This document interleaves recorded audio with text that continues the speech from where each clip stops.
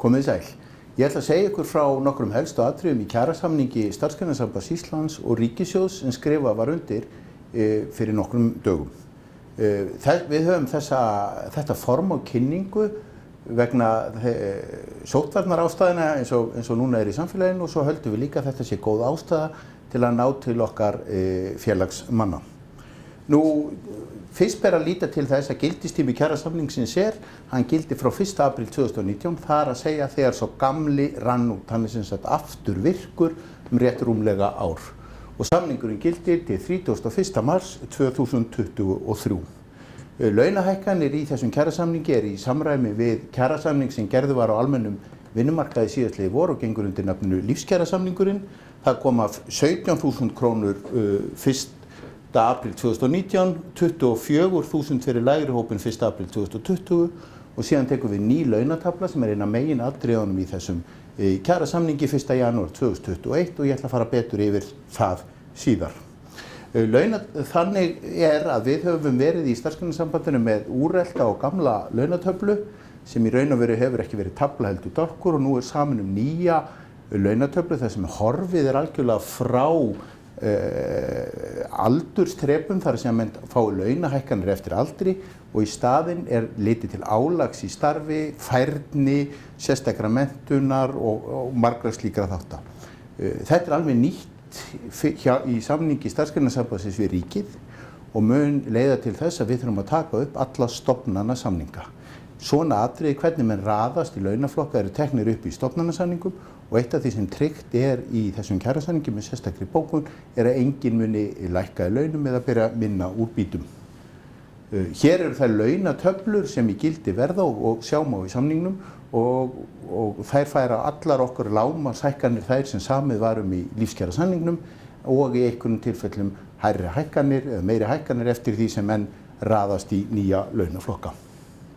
Nú, það var aðeins tekið líka á tímamældri ákvæðisvinnu í ræstingu og þær tölur hækka með þessum hætti en það hefði setið eftir.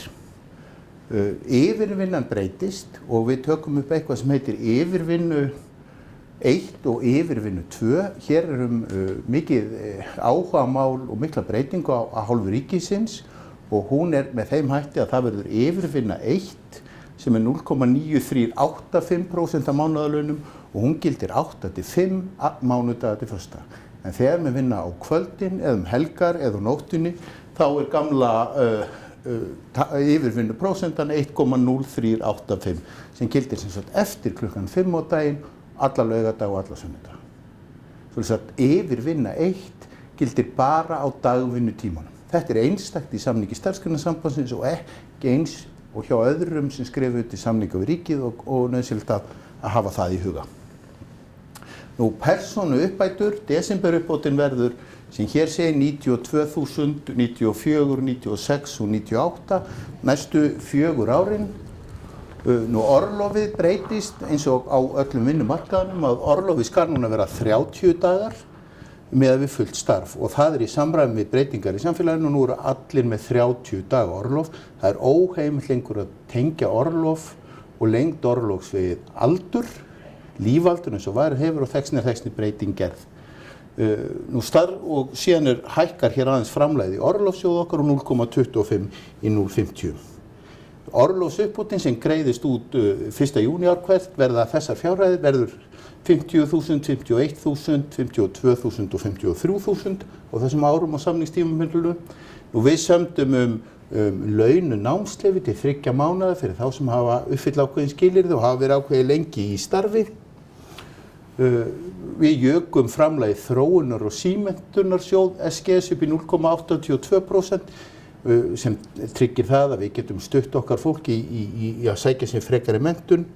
Nú það sett alveg ný ákvæði þennan kjarasamningum stofnanasamninga, hvernig þeir skulu vera gerðir og hvað þeir skulu innibera og innihalda.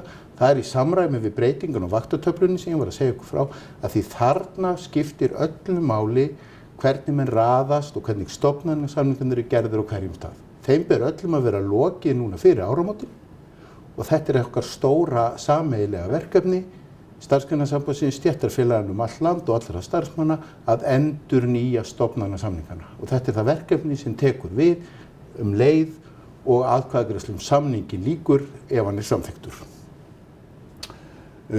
Nú síðan í þessum samningi eins og í öðrum þeim samningum sem Starfsgreinasambandið hefur gert ákvæði hagvaxtarauka, hvernig verður hagvöxtur ákveðnu bili í samfélaginu á næstu árum, hvernig það komi okkur til góða og hvernig launataxtar hækka í samræmi við það. Starfsgreinasambandið hefur lagt mikla áherslu á að hafa þetta í öllum sínum samningum frá því að þetta kom inn í samning okkar síðastliðið vor við samtök atvinnulífsins. Ein stærsta breytingin í þessum kjarasamningum stytting vinnuvikunnar.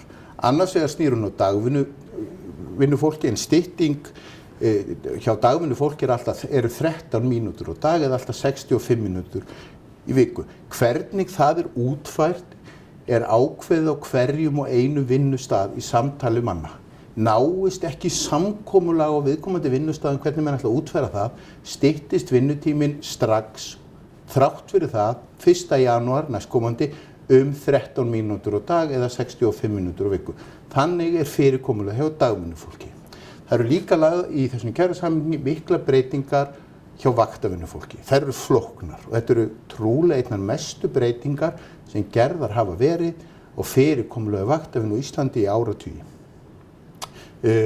Þessar glæri sem ég að fara hér yfir verða allar aðgengilegar og meira efni á sgs.is og heimasíðum aðildarfélagana. En ég ætla að gera hérna svona grein fyrir helstu þáttum í þessum.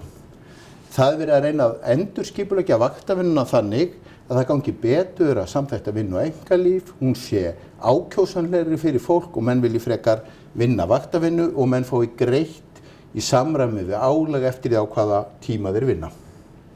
Helstu breytingarnar eru þær að vinnuvikan styttist að lágmarki úr 40 tímum í 36 stundir og hún getur styst niður í alltaf 32 stundir eftir því hvernig þú vinnur. Breytingarnar eru líka fallnar til þess að auka möguleika fólks til að auka starfshlutfall sitt. Svoleiðis að þeir sem hafa verið í 50, 60, 70% starfi geta aukið starfshlutfall sitt og í samningnum eru ákvæði þess efnis að stofnanir ríkisins lofa að bjóða mönnum hærra starfshlutfall.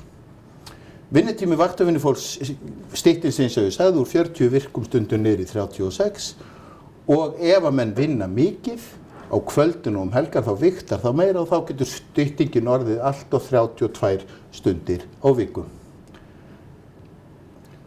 Nú það svoleiðis að við ætlum að árleg vinnuskylda hjá vaktavinnufólki skal vera jafnað þessu sama við dagvinnufólki og jöfnun vinnuskyldanna kemur í stað helgidaga, frís og bæningar.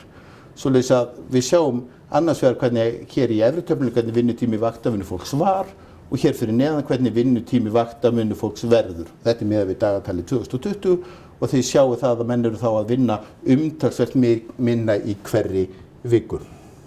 Nú vaktaálagið reiknað þannig út og það breytist að það borgað meira fyrir að vinna á nóttinni og helgar. Við erum að auka það sem fólk var greitt fyrir að vinna á erfiðustu og óvinsælustu tímum sólarhringsins. Þar liggur megin breytingin í þessum breytingum og þær eru útskýrðar ágætlega í þessum töflum. Þetta verður þannig til þess að það reiknast út einhvers konar vaktahvati, það að segja að þú fær greitt aukalega fyrir að vera vinnan á leiðilegum tímum, ef svo má segja, á kvöld, helgar og nóttinni. Þú fær greitt aukalega fyrir það. Vaktahvatin settur saman úr þessum 4 þáttum sem lágmarksfjöldi stunda utan dagvinnumarkanna, sem sagt hvað þú þarft að vinna marga tíma utan dagvinnunar. Það fjölbreytileiki vaktanna, hvað tekur dag, kvöld og helgarvaktir og það hvað þú kemur oft. Ertu að mæta 12, 14, 16, 18 eða 20 sinnum eða hvað það nú í mánuðinum, þú fær greitt fyrir það og þú þarft að vinna ákveðin lágmarksfjölda af öllum tegundum vakta til að fá þennan vaktahvata í heild sinni og þetta útskýrt með ágætlega í þessari töflu hér. Hér eru fjöldi vaktana, hér eru tegundir vaktana og álagið sem hún fær fyrir hverju og eina. Svoleiðis að þetta allt hægt að kynna sér með nokkuð góðum hætti. Lágmarksfjöldi vinnuskyldna svona þú þarft að vinna 42 vinnuskyldnar stundir og þær raðast á þessum hlutföllum. Nú, fjölbreytileiki vaktanna hér, það ræðst á því að þú vinnir ekki bara dagvaktir eða bara kvöldvaktir eða bara nætuvaktir, heldur átt að vera með einhverja eðlilega samsetningu á þessu sem gerir þig kleift að samþætta vel vinnu þín og einkalíf, veldur ekki miklu álagi á þig og tryggir mönnum eðlilegt kaup. Þú þarft að vinna ákveðið margar stundir af hverri tegund vaktar og þú þarft að koma eitthvað staðar 14 sinnum plús til þess að vera með þennan vaktakvata í botni. Þetta reynt að útskýra allt með svona tiltölulega myndrænum hætti en við gerum okkur grein fyrir þetta býsna flókið verkefni og kallar á fundahöld og samvinnum og útfæra hverju og einni stofnun fyrir sig. Nú, yfirvinnan verður skipt í yfirvinnu 1 og yfirvinnu 2 með sama hættu við gerði grein hér fyrir aðeins fyrr í þessari kynningu. Betra starfshlutfall eykur möguleika manna til að hækka starfshlutfall. Það kemur konum í okkar hópi, sérstaklega til góða sem almennt séð hafa haft lægra starfshlutfall en karlmenn. Það gert ráð fyrir því að undirbúningur og leiðbeiningarefni fyrir þetta verið tilbúið 1. september 2020 og nýtt kerfi taki gildi í 1. maí 2021 og síðan eru mjög sterk ákvæði í samningnum endurskoðun á þessu fyrirkomulagi ef það reynist ekki eins vel og gert það ráð fyrir. Það jafnframt yfirlýsing í fylgiskjalinu í kjarasamningnum að þá enginn að lækka í launum með þetta. Ríkið skuldbindur sig til að það muni enginn lækka í launum við breytingar á vöktunum og öllum bjóðist hærra starfshlutfall þar sem það hægt. Þetta eru 2 mjög mikilvæg atriði í þessu. Kjarasamningurinn okkar verður borin undir atkvæði félagsmanna í rafrænni atkvæðagreiðslu.